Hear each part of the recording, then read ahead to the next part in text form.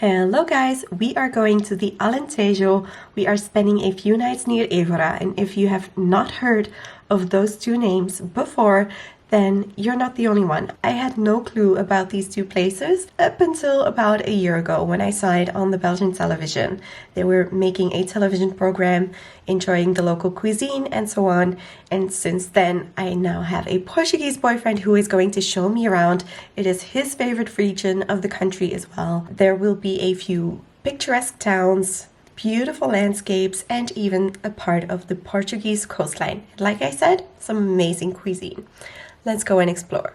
As soon as you cross the bridge from Lisbon, the landscape changes completely as you enter into the Alentejo. Right away you see the stork nests pop up and the thousands of cork trees that this region and Portugal is known for. After 25 years, the bark of the cork oak tree is carefully removed for the first time. After that, they need to wait 9 to 12 years between each harvest. That is why there are so many trees spread across the region. Portugal is one of the biggest, if not the biggest, cork producer in the world. The trees look so cool and mystical to me. I love the little leaves. The acorns that grow on the trees are what they feed to the iconic black pig of the Alentejo, which is a true delicacy. We will try it later on. Aside from the cork trees, the Alentejo is also known for two kinds of rock. Marble, Portuguese marble, and the megaliths that we are visiting now. The road to get here is very bumpy, even the one we are walking on towards the megaliths.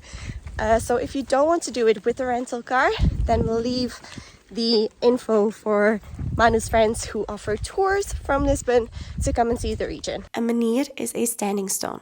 The ones found in the Alentejo were placed here about 7,000 years ago, when people shifted from hunter-gatherers to settlements. They can be found as menhirs standing by themselves or as cromlechs consisting of multiple stones, placed in an intentional place in an intentional formation, which correlates to the astrological knowledge of the Neolithic people. Astrology back then was crucial for good harvests and survival. The stones have often been rolled from far away and have been engraved. Not only is Portugal the largest cork producer worldwide, the region also makes up for a huge part of the national wine production. We drove through the vineyards towards the Alentejo's crown jewel, Évora. This is one of Portugal's most beautiful towns and is located 2 hours east of Lisbon. Before seeing the unique sights around the city and shopping for local crafts, we headed for lunch. Bifanas are a staple Portuguese sandwich, always affordable and delicious. We upgraded ours with more than just the staple meat and topped it off with a good mustard. In the town's public garden, you can find a cheap lunch as well. The garden and Dom Manuel's palace are a stone throw away from one of Évora's highlights, the Bone Chapel. By the 16th century, 43 cemeteries in and around Évora were taking up valuable land. Not wanting to condemn the souls of the people buried here, the monks decided to build the chapel and relocate the bones inside of it, all while teaching the locals the transience of material things in the undeniable presence of death.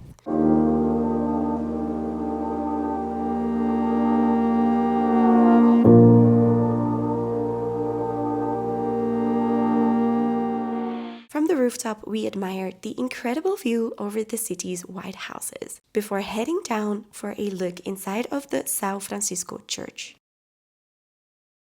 Next up, we strolled through town on our way to the next site, soaking up the tranquil atmosphere and browsing the different shops. Contrary to Lisbon, where souvenir shops are mostly made in China, here you can actually find some proper Portuguese crafts, from products made out of cork to pretty jewelry, local wines, sweet treats, and the most gorgeous ceramics I have seen anywhere in Portugal.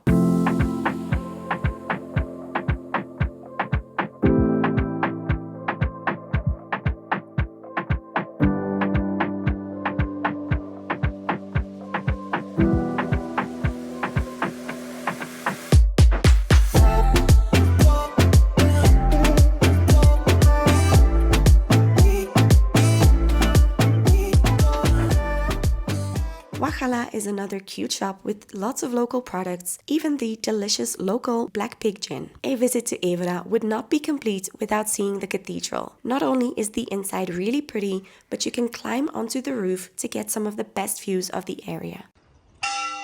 Whoa!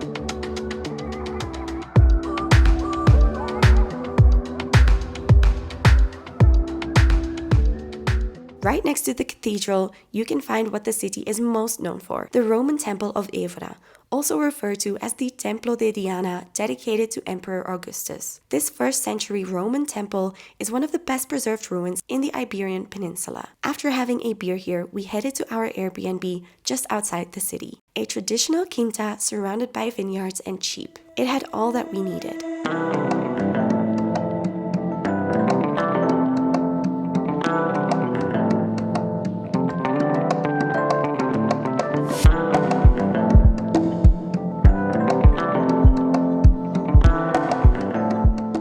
We then headed back into town to have dinner at a tashka that multiple people recommended to us. At Choupana serves some of the best local food, with the star of the menu being the black pig, the pigs that live off of the acorns of the cork oak trees. It is very typical to the region, so we had to try the plumas of black pig and the pork Alentejo, which comes with clams, the Portuguese surf and turf as you wish, while watching some classic Portuguese television. Morning guys, it is day 2 here in the Alentejo.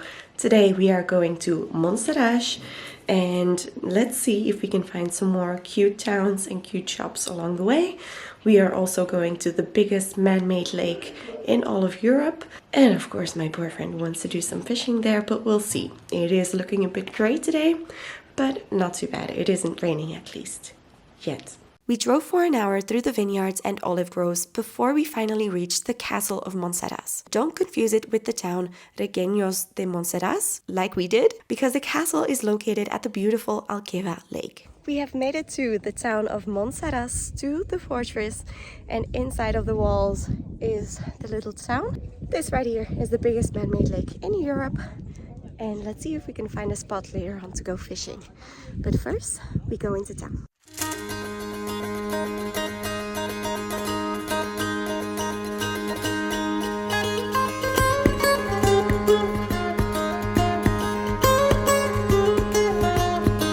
Today, Monsaraz is a museum village, but since the Middle Ages, it has been an important defense town for the region, since you can look across the border with Spain here. They even had their own bullfighting ring, and in Portugal, they no longer promote the bullfights as much, and the laws have changed, but if you want to attend one, then Évora is the place to be.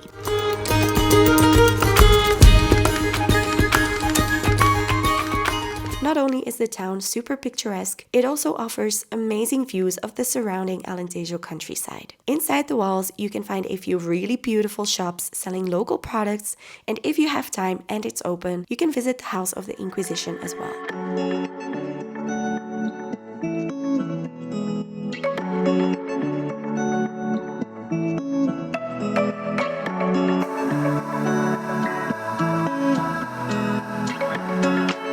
Banks of the lake, you will find the river beach, which is popular during the warm summer months to cool down with some water sports. Nearby is another Cromlech, which was our favorite one. This area is an internationally certified dark sky reserve, the first in the world to be recognized as a UNESCO starlight tourism destination. The whole area is great for stargazing, and if you spend the night here, then definitely visit the Observatório do Lago, Alqueva. We drove back passing through Corval, where the pottery shops unfortunately closed for their siesta. We didn't stop at any of the vineyards along the way because we were heading to the Douro region next, but definitely go for a tour and a tasting in the Alentejo as well.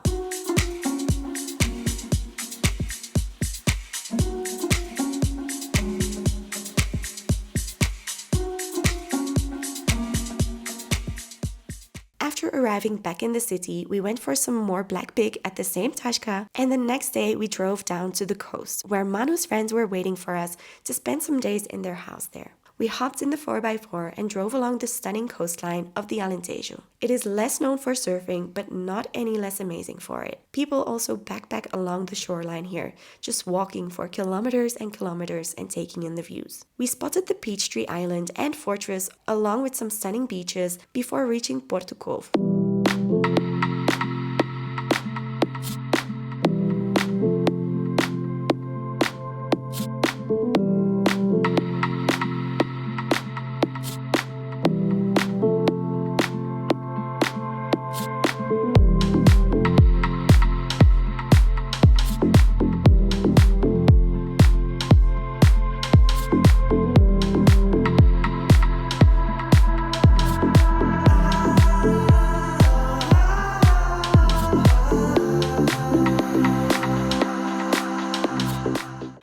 the rest of the evening cuddling kittens and having a boy dinner. Meat on meat with delicious rice. Alentejo will be back.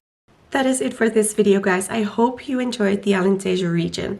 If you did, then give this video a like and subscribe if you don't want to miss the next videos about Porto, the Douro Valley, and much more. Also, don't forget to check out the previous videos about Lisbon, Sintra, more of Portugal, and of course also ticking off very Portuguese things on my Portuguese bingo card. And then I hope to see you in the next video. Bye!